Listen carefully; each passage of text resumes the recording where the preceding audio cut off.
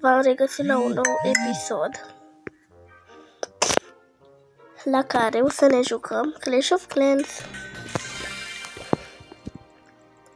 Mi se pare foarte șmecher acest joc.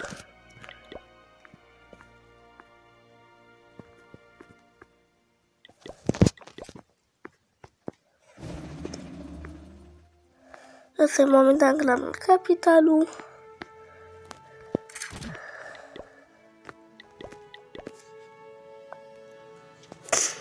Și cam asta îi. Să spuneți ce părere aveți în comentarii.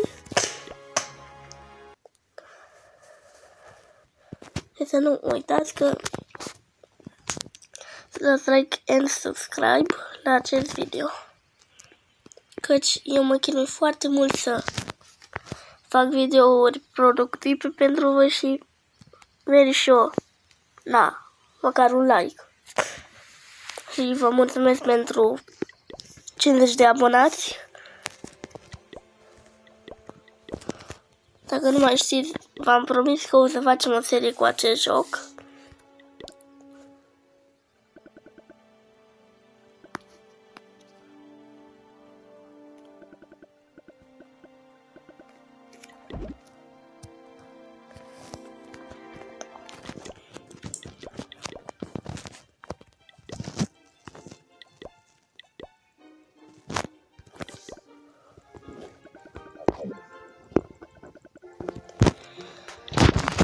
Nu mai pun camera din motive personale și nu mai fac face reveal. Și să spuneți ce părere aveți de acest joc. Dacă vreți să continue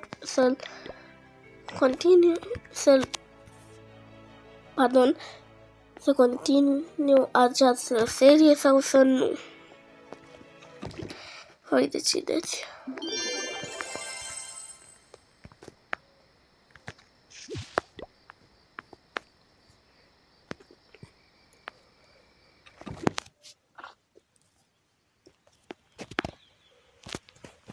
Hai să dăm un like.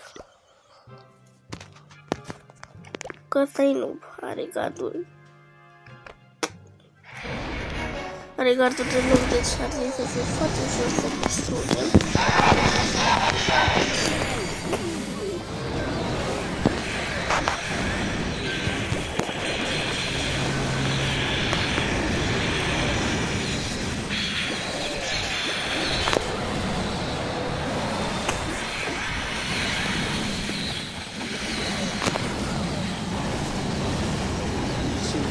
Vedeți, e foarte ușor acest joc.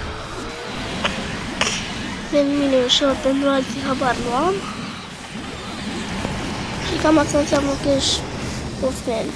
Trebuie să ataci, să distrugi, ai și goblin.